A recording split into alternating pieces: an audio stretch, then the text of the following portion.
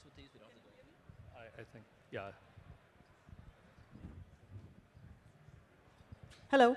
Oh, All right. awesome. All right, folks, we're ready to get started on the Enterprise Insights panel. And you know, this morning, all of us decided we were going to send our agents. And guess what? We had a triage agent who decided we need to have a human in the loop. And not just one human, multiple humans. Primarily because, I don't know if you all seen the 11 dabs demo, we didn't want the agents to be talking to each other and you won't be able to understand. Isn't that right? I'm an agent, so I don't know what you're talking about. All right, so today we have Denny Lee, Principal Dev Advocate from Databricks, Scott Gay, Lead Solutions Architect from Lamini, and filling in for Sharon as well. So he's representing both Sharon and himself. And Yina Arenas, Vice President, Microsoft Core AI. And this is like, I think the third panel Yina and I are in the last 6 months. Yeah. Out of coincidence, though. I know. All right, so starting off, Danny Lee is a longtime contributor to Apache Spark, ML Flow, and Unity Catalog, Delta Lake maintainer. And I also hear now it's Iceberg because you don't have a choice.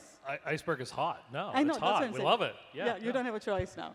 No, Yeah. we had plenty of choice, and we went ahead and completely went with Iceberg is hot. Let's go work with it. Simple as that, yeah.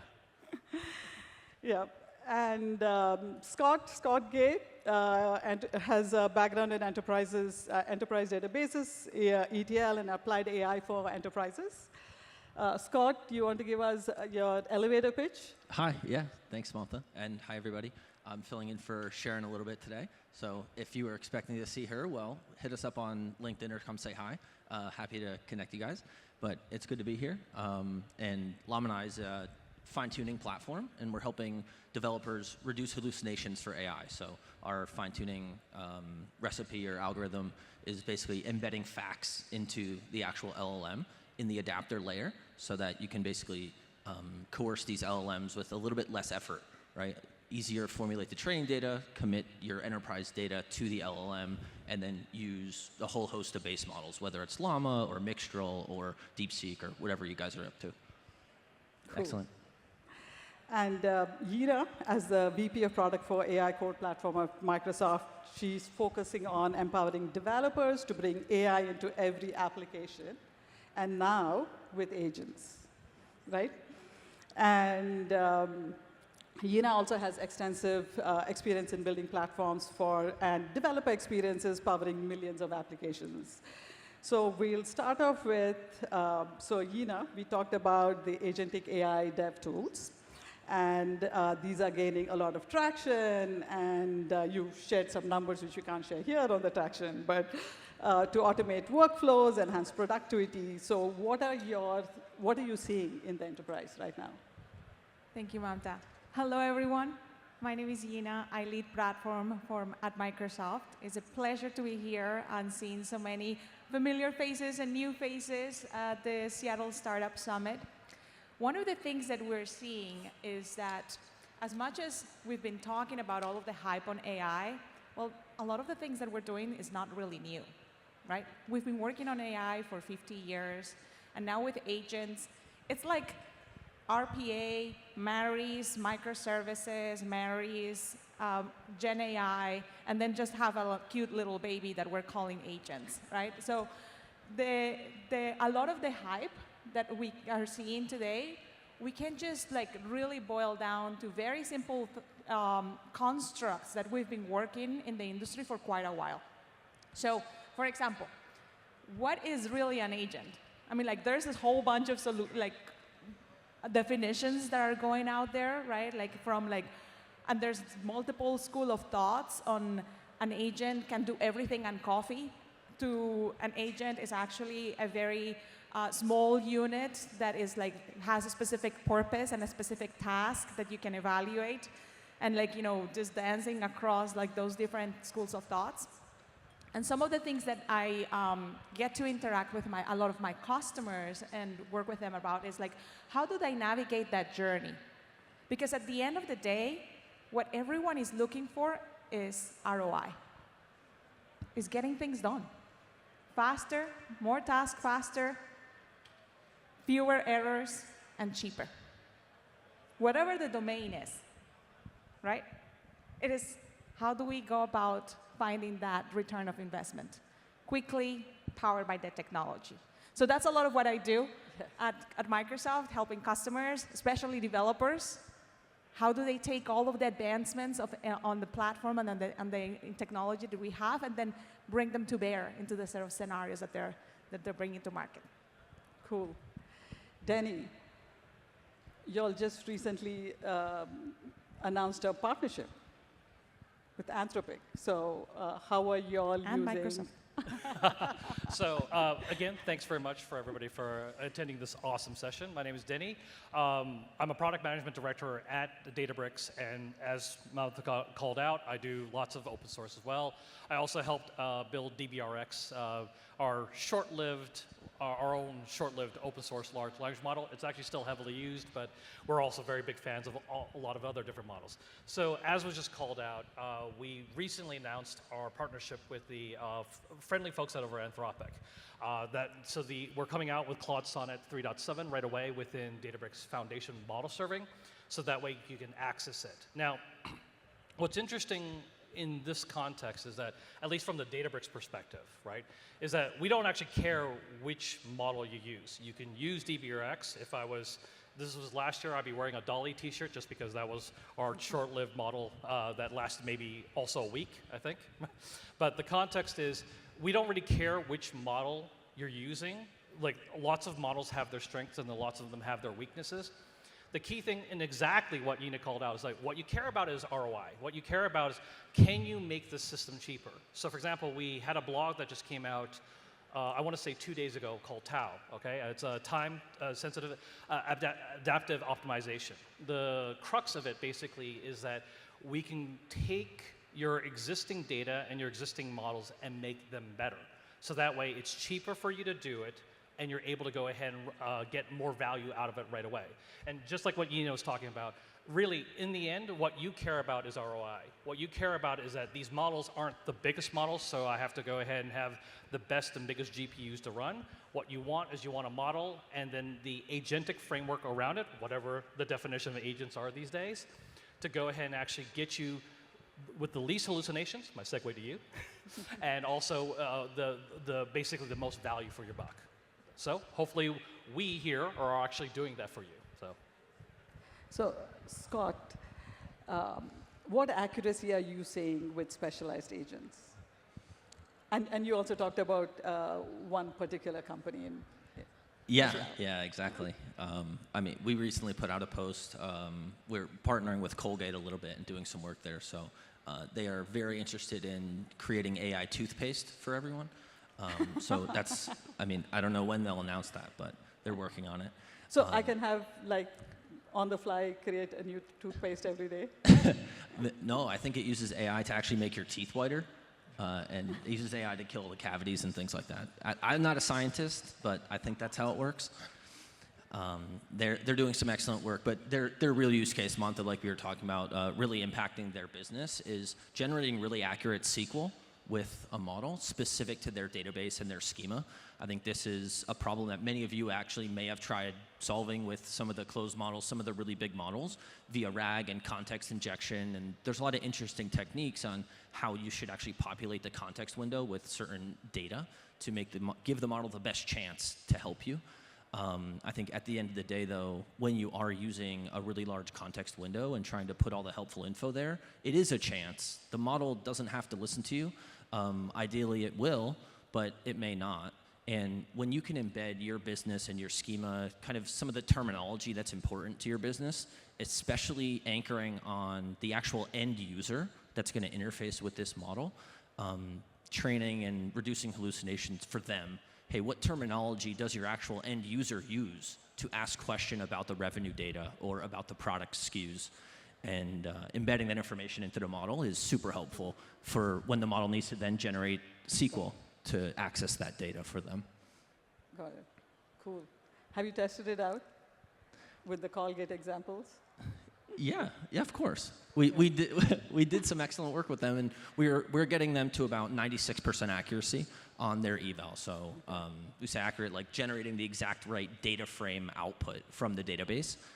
So we got really excellent results early. I think let's see how it scales to the rest of their databases, but on the initial couple we worked with them on, it was excellent, yeah. Very cool. So, Yina, can you share some examples of how your tools have driven measurable outcomes and the feedback from your users as well? Absolutely. So over the last couple of years, as AI has become more and more pervasive in the industry, we've seen customers, big and small, really take into like how do they break out specific use cases to like, again, the conversation that we were looking at around ROI. For some of them, they will navigate the buy versus build decision, right? Are they going to buy some out-of-the-box solutions? Are they going to decide to build them on their own? And especially, like, if you look at the amount of explosion of tools that have gone into market over the last few years, to like support is like all of these stages, whether it is new set of applications, new set of tools, new models, the velocity and the rate of innovation that is like happening right now across the industry is just mind-blowing. So one of the things that my, the set of investments that I do with my product, which is called Azure AI Foundry, is bringing together the end-to-end experience for developers from being able to select a model. It doesn't matter if it's like, one of the flagship models coming in from OpenAI or the open source models from Meta, or like the European optimized models from Mistral, or like the hardware optimized models from NVIDIA, or like many other model providers that we have across the catalog. How do you select the best model for the use case at the best price point? That's the set of capabilities that we have in the platform. Then how do you compare against comparable models that you might have access to? And how do you have optimized ways to like route requests, given the nature of that request, to the best model to provide an answer to that particular prompt? Then once you've selected a model, the entire tool chain to build that model into your application, to be able to do the tracing, monitoring, observability, like the entire end-to-end loop, A/B experimentation, all of that integrated into a single tool chain, then also including model fine-tuning. And then when agents come into the picture, is like, okay, how do you connect those with tools that are able to like bring knowledge into the, empower the model with knowledge, and actions that are able to like, enable that agent to execute and interact with the real world. Some of the like real impact that we've seen across customers is like obviously increasing like their output metrics, like 10x in the way that they are doing their customer satisfaction, or their ability to like put product into market faster. There's like, I'll say again, two trends that I see. One around driving efficiency, which is where a lot of our customers started. But in reality, I think that that's one that quickly dries in a sense of like, the customers that are focused on driving efficiency are not necessarily getting the best out of the technology and the opportunities. Where I see a lot of our customers getting the best is like when they're thinking about how are we going to generate new value, leveraging the new technology that is available for the business, right? And some of that can come into a way of like transforming the way that they're doing some of their business processes today, especially in the enterprise. Just tell me, just raise hands. How many of you have been on a call where you get one of those automated bots that doesn't understand what you're saying, and you're quickly very, very frustrated, just saying, representative, representative, get me a human, right? Oh my God, it's so annoying. Well, I'm working with customers that are taking those business processes, those automated bots that like frustrate us so much, and they're transforming them with voice-powered AI. You know, we have, like OpenAI has a set of like GPT-4 or audio models. We have a set of capabilities that now like, can provide a very natural turn-by-turn conversation with a human that is not fixed by a specific structured workflow. So they can adapt to the conversation. They can really provide a more natural and more, even empathic conversation with the customer. Just like that simple example, like we're seeing customers that are bringing in the technology and are able to drive customer satisfaction, are able to drive their output of what they're doing in their businesses in a really transformational way. Very cool. Thanks for sharing those insights. So Denny, we talked about how you're connected to customers in your role and also as an open source contributor and with academia as well.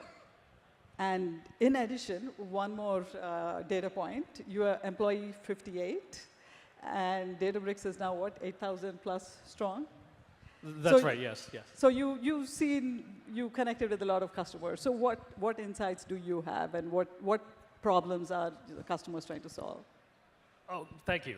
Great question. I'm going to actually ask the audience here first. How many of you are all running a startup? All right, perfect. Or interested in running a startup, I'll just say. Okay. All right, so maybe half the room. Cool. All right.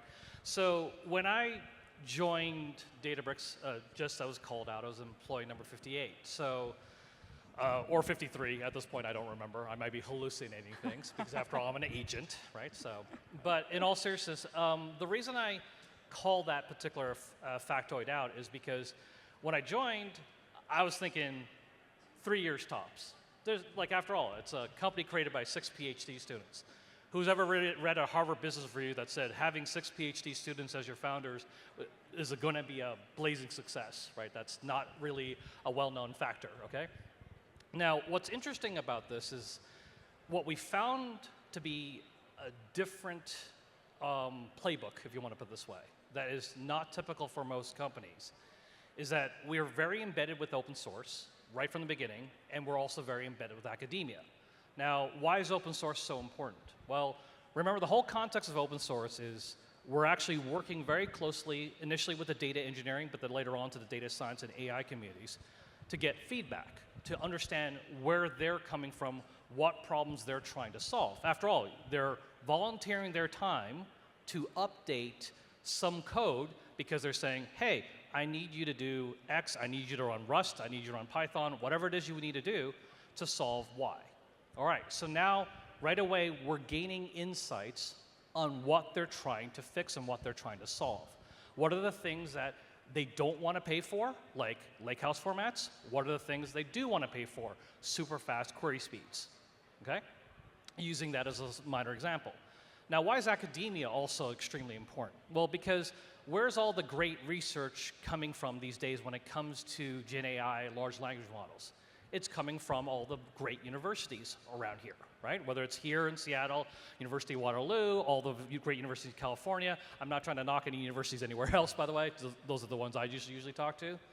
So the reality is we get the latest information on latest research, and that's the reason why, for example, in our case, we can go ahead and do things like Tau, right? Which is based on the latest research from academia directly. We work directly with the professors and students at Berkeley and Stanford. Those are our primary, but we also work with Harvard and Johns Hopkins and various other universities. So it's actually finding that balance between what makes sense to share with the wider community and what makes sense to actually create an actual product yourselves. And so the key thing I would say for you people who are actually trying to do the same thing is to leverage the community and leverage academia for that exact same reason, okay? This is not really a secret per se. I'm literally telling you what we did, right? And I'm also saying you can do the same thing because after all, there's a lot of people in the open source community that want to improve the tools that you're using, the products you're using. Leverage that. Now you have a hiring pool of people that you can go ahead and actually hire if they're actually producing really good code or solving really good problems. When it comes to academia, same thing. What's the latest research? If you decide that you want to go into quantum computing, no, I'm not trying to pitch that today, okay? But I'm saying, guess what? There are lots of universities that are actually working on quantum computing, and then you can work with them to understand what's viable, not viable. So in other words, it's not just about going ahead and sitting in customer meetings. Those are extremely important. Okay, I'm not trying to trivialize those. Those are extremely important things to do. But it's not just about actually having the dinners or going to the golf course. No, I've never done that. Okay, but what it's more important is that you also want to be able to leverage the community and academia itself, because it's actually a win-win for everybody. And so hopefully that provides a little bit of that context. So. Cool. Thank you. So Scott, we talked about Lamini providing analysts, frontline analysts with data and using knowledge base with reasoning and configurable tuning. Can you share more? Yeah. Yeah, I think that's another really common use case that we're seeing, I think, amongst enterprises is, in addition to the Texas SQL is really common, right? I think people have been trying to do that forever. A bunch of pretty large companies that actually tried to do it. They're having varying levels of success, and now all the closed models and everybody's trying to build their own. But in addition to that, everyone's also trying to embed just the corpus of data that their enterprise generates, that the experts at your company generate, and how do you embed that into tools, into agents, into these LLMs that you can now leverage reliably.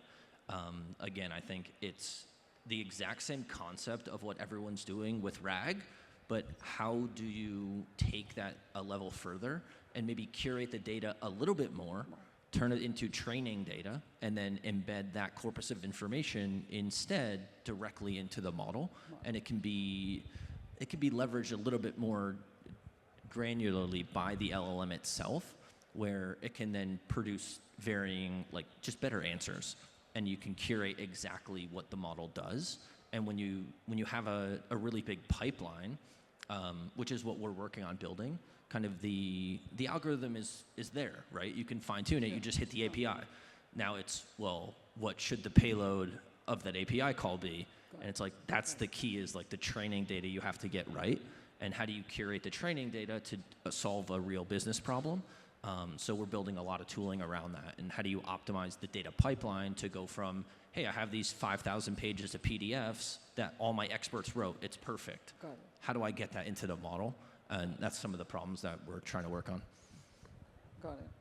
One interesting analogy that helped a lot to me to understand the differences between retrieval augmented generation and fine-tuning is retrieval augmented generation is like an open book test. Like, you have the book there, and then you can, like, at the moment that you get the question, you can go to the book and then try to figure out where's the information.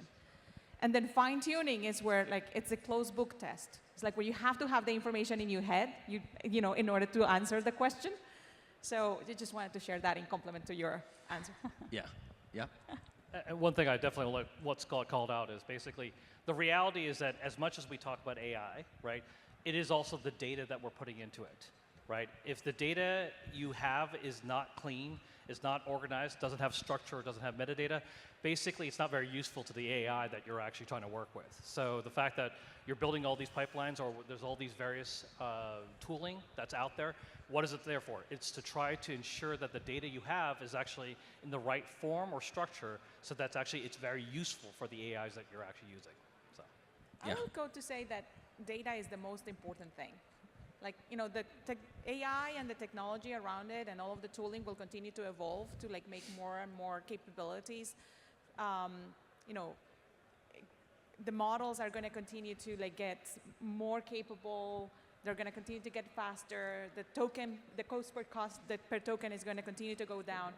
But, like, a lot of that, like, the input that you bring into the system and the data that you bring in, whether it is, like, your domain data, or whether it is, like, you know, especially now domain data, because, like, you know, all of these models have already consumed all of the public data, right? Like, so that is the key goal as we go forward in terms of, like, application development. It's like, how can you go from, like, cleaning up your data state to, like, being able to leverage your data state to really infuse and, like, infuse it and bring it into your AI solutions. So yeah, I agree with you. Totally. I think actually our like data catalogs actually will start mattering more than ever.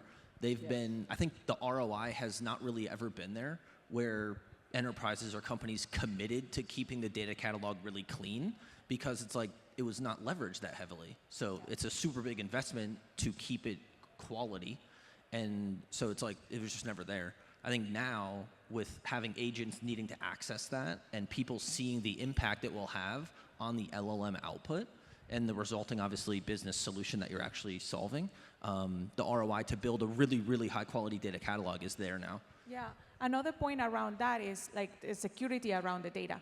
Many, especially in the topic of enterprises, many enterprises run by security by obscurity, where they don't necessarily like put the right ACLs on the content. And then like these are systems that are just crawling whatever they have access to, right? Like so if there isn't that like strong foundation on data and the management of data and the entire lineage of data, then like, you know, that becomes a real problem on like leveraging that in the solutions. Actually, I'm just curious. By any of you all remember the concept of a data dictionary? I'm just curious.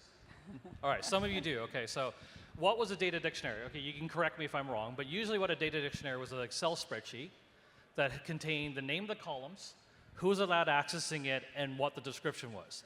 And then you had golden 1, golden v2, golden v3, and then, wait, no, this is the real golden v1, v2, v3 of the data dictionary. Now, I'm making a joke, but it's also very, very real, and it's actually applicable to everything we're talking about here. Okay, why are catalogs important? Okay, I will do a small pitch later on. Okay, so I want to be fair and upfront about that fact. But the whole reason catalogs are so important is because we're recognizing exactly the problem that's being called out here, which is, okay, I actually don't just care about the data that I'm trying to make sense of. I'm actually caring about the metadata that allows me to build a graph to associate what pieces of data are associated with other pieces. What columns that are in table A all the way over there are actually associated with the same table X in a system all the way on another system altogether. All right, and that's the importance of catalogs, which is basically building that form of concept or structure or graph that then allows what ultimately will go into a large language model, will ultimately go into an agent to go ahead and be able to say, okay, now I know the relationship between these different data sets. And part of the reason I'm doing a small pitch, don't worry, it's for an open source project, so I'm not being horrible here, but that's actually part of the reason we've open sourced Unity Catalog, because that's precisely the point.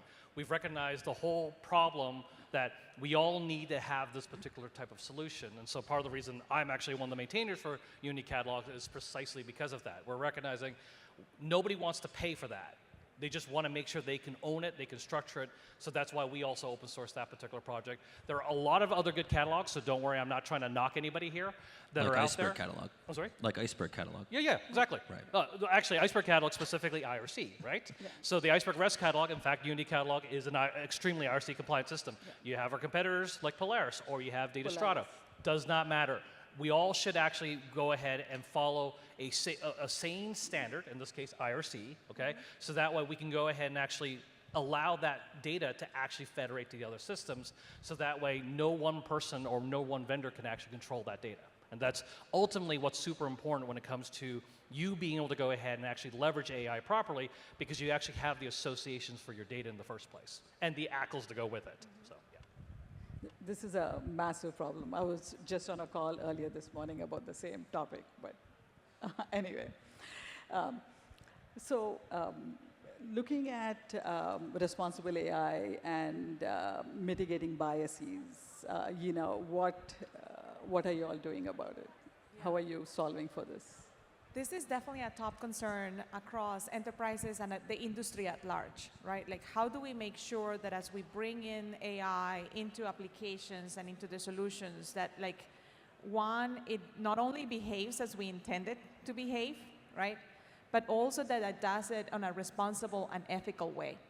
And there is a lot of tools in the market to make sure and to help us, you know, solution builders, product builders, like all of you, to guard what the LLM is doing, what the AI is doing on those solutions, and to make sure that, like, not only it meets the set of, like, scenario criteria that you're, like, intending, but also that like you can control like, things like, for example, at Microsoft, we have a set of services around content safety and content moderation that like you can use to control the level of like violence or sexual content or like the groundedness of that particular response into like the specific content that you're providing to ground on, and not necessarily like other content that the LLM has been trained off.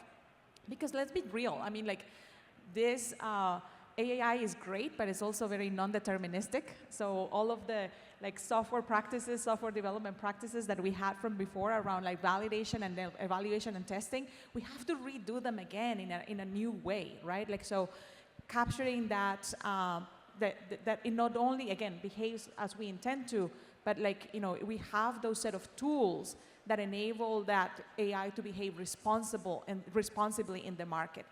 And when it comes to enterprise scenarios, there is a lot more that like comes into play around governance and management and understanding like where is AI being deployed, who has access to that, like how do you like can take the all of the different set of use cases into which it's being utilized, and like have a portfolio and accountability on like what is that AI doing.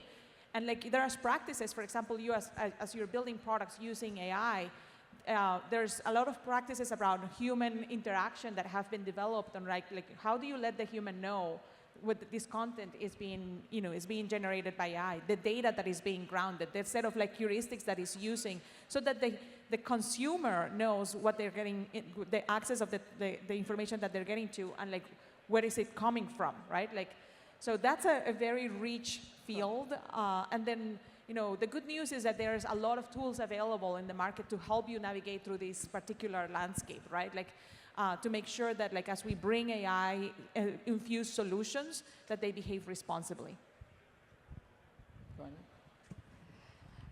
So to add to that point, actually, for those who are interested in running their own startup, this is actually an area that's strife for where a startup can get involved and actually help build these guardrails. Okay, so I think Diego might be here somewhere, but if he isn't, he's actually backing a lot of these little startups, which are, for example, like Guardrails AI. Okay, they are there to build, similar to LlamaGuard, the idea of can you put guardrails around how you use these various AI models, right?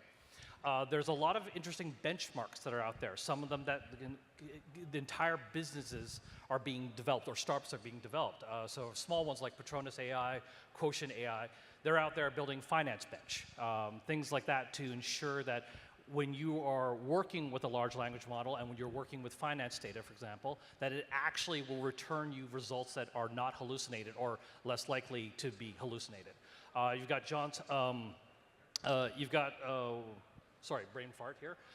So I'm forgetting the one, Robust Intelligence that was recently purchased by Cisco. They actually have some very interesting both testing research and also benchmarks to validate the various models. When it comes to responsible AI, there's all of these different toolings, and then there's also the idea of like whether it's like MCP, Model Context Protocol, or tracing, where you're actually tracing and logging every single thing that's being sent to the model so you can understand the feedback loop that's coming through it. But ultimately, everything I'm saying is really about evaluation and feedback.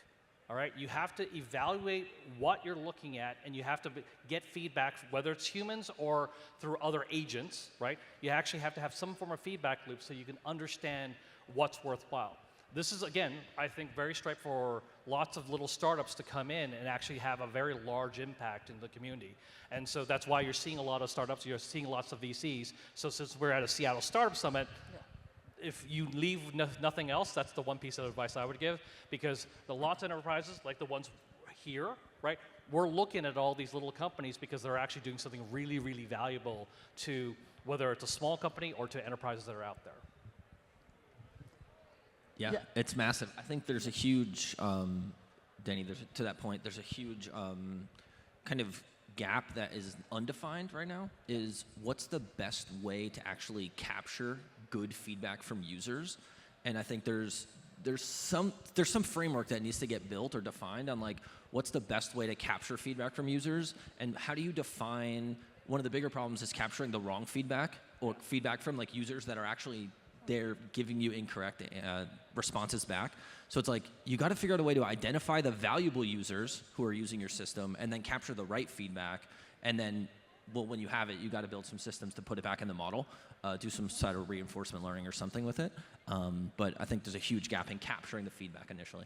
Oh, absolutely. And like exactly to your point about capturing feedback, this does risk the idea of when I said, remember, like the data dictionary, you have data dictionary golden V1, V2, where in essence, when the feedback you're getting, you will have a cohort of folks that you do trust, right? That initially will give you the highest quality feedback. That's actually how you always start. But then you're going to expand out. But as you expand out, you recognize that the quality of that feedback is suspect at times, okay? So you have to adjust accordingly. It doesn't mean it's bad feedback, by the way, just to be very clear. I mean, it is bad feedback in the sense that it's not true, but it also is very helpful to understand that if people are giving you this type of feedback with regularity, maybe there's an inherent misunderstanding that something that now you as your app builder or as a designer can recognize, okay, I need to do something different so people are actually giving me the correct feedback. And so that's just one small example, but exactly to your point, the reality is we need to log, we need to trace, we need to be able to get that feedback information. That's how we start making sense of it all. That's actually how we build these frameworks around responsible AI. Yep, totally undefined, huge opportunity, I think. Very cool. That was going to be my question anyway, so about ideas for startup founders. So we have about 10 minutes left. I'm going to open it up to questions from the audience. I don't know if there's folks. Hello. While we hold for questions, I'll make a plug for the set of resources that Microsoft has to support startups. Okay. So Microsoft for Startups is a program that you all can apply and includes Azure resources. It includes coaching. There's a specific program that also includes investments. We also have an organization that is called M12 that will do an angel investment across different set of startups. So I totally recommend that you look for this. Microsoft for Startups is a great resource for you to use. Get additional support as you're going through the journey of standing up your organization, growing through the rounds, finding product market fit. There's a lot of resources that not only Microsoft, but a lot of companies put out in the market to support as you go through the journey. Very cool. So years ago when I was a startup founder and my startup was at Techstars, I was in the same program. So we had a lot of free compute from Azure. So very cool. So questions?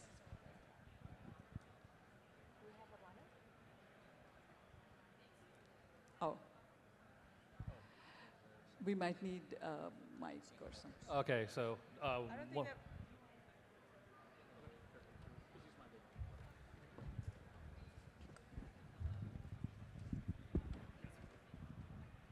Thanks for this wonderful panel discussion.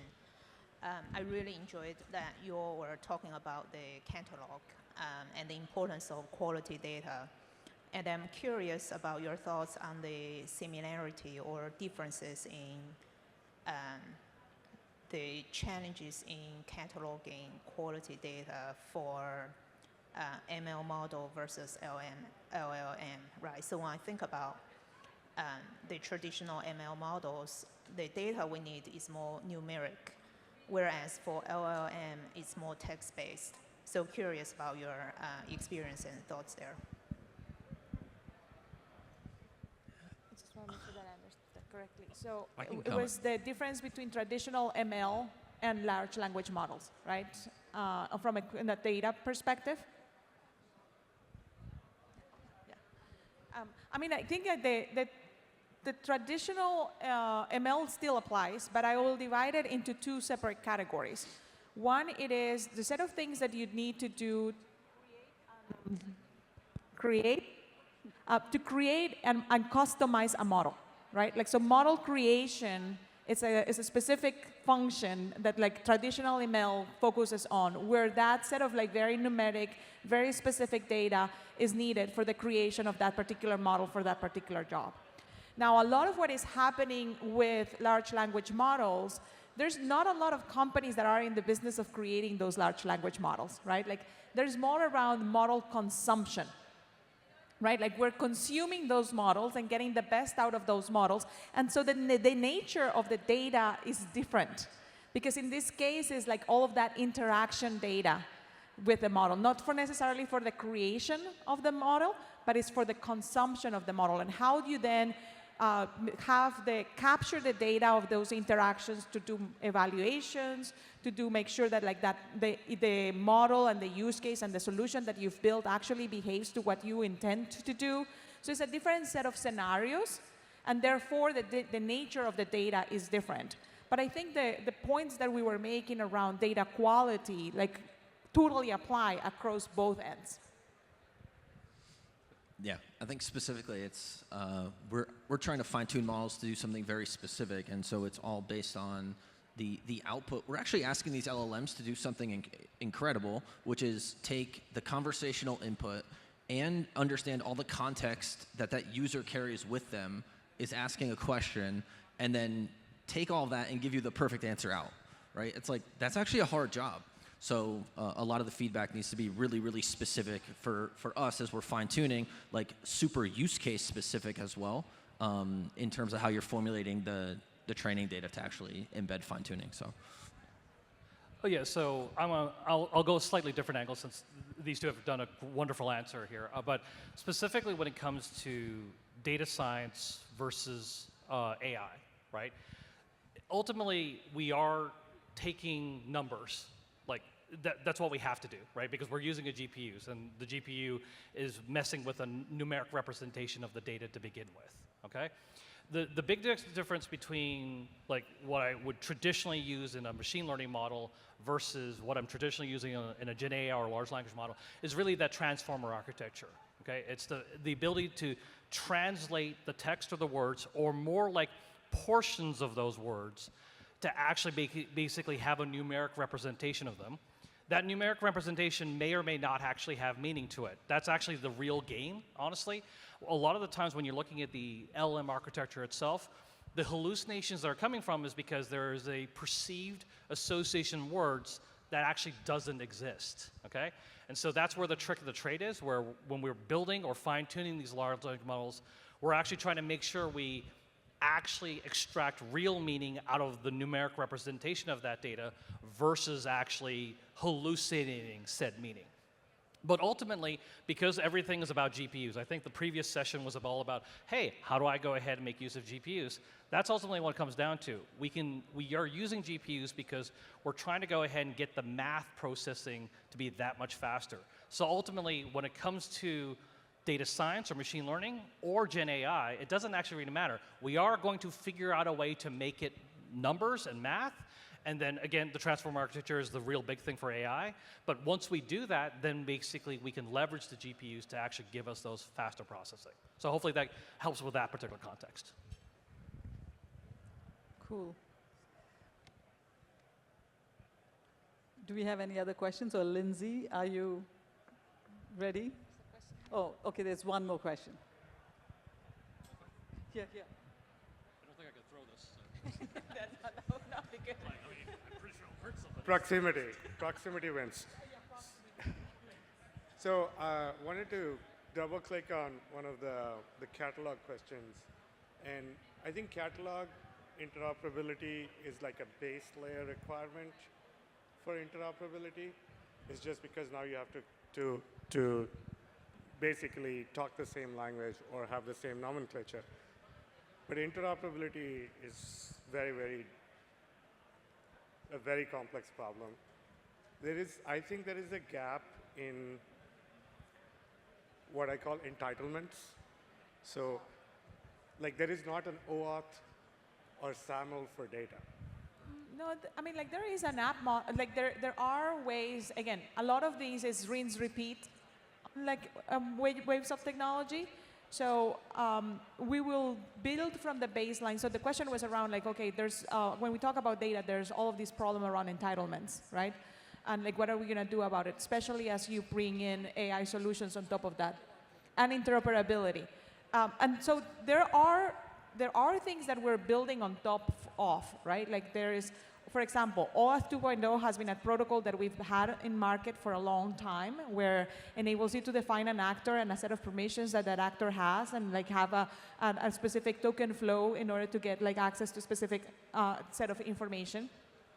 For interoperability, like there is a standards that like we have defined. I mean, like HTTP and API calls have been there for a while. Like, you know, the Linux Foundation drives the design of the Open API protocol, right? Like now a new protocol is emerging with MCP, Model Context Protocol from Anthropic, that is bringing in interoperability between different services around you know, letting LLMs do tool calling. So I think that it is a very important topic, but I wouldn't say that there isn't a solution. There's a lot of things that are going to start blooming like flowers, but there's also going to be a lot of convergence around the things that are working. I mean, like if you look at things like MCP, it was released by Anthropic in November. It didn't necessarily took a lot of like traction when it was released, but over the last month and a half, it's taken like wildfire, right? To the point that like other model providers, like OpenAI announced a couple of days ago that they're going to support MCP on the Responses API. So these things are going to converge very fast. Like there's going to be a lot of options, but there's also going to converge very fast because like, you know, the understanding, and you made this point earlier on like leveraging standards, leveraging protocols, like leveraging open source, like leveraging, like all of that helps us like move the industry forward and like move that interoperability forward across the different systems that we want to connect. Yeah. Yeah, and I mean, the way these systems are actually going to work when they keep maturing is like the end user sees a single chat endpoint, but for the people building these systems, they're going to be agentic at some level. Like there's going to be at least probably 2 calls to some other system. So it's going to, the access and stuff to the data and the underlying agents or whatever you want to call them is like, there's going to be some function calls and there's going to be some LLM calls, and then there's some level before you surface that information to the user that is going to need to get filtered, and you can probably going to apply some access at that level. So I think also what he's talking about is large enterprises. You Right. have diverse platforms, so multiple catalogs. Yeah, and Right. So just to chime in. it's a complex problem. Oh, it's a complex problem, but let me at least give the 30-second answer version of this, okay? Since we're almost out of time. That's actually the whole reason why we have open standards to begin with. Okay, that's why I talk about open source, that's why I talk about community, so we can figure it out. So all of you are going to tell me, but Denny, open standards and open source is slow. Yes, it is. So we can learn how to get it right. That's it. So that's what it comes down to. You are absolutely right to say there are gaps. We as a community need to keep on working together so we can close the gaps. We are going to do it slowly. We're going to fight with each other, positively fight, not negatively fight, specifically so we can figure out what the right standard is. And that's how we solve it. Cool. Thank you, folks. Lindsay is here.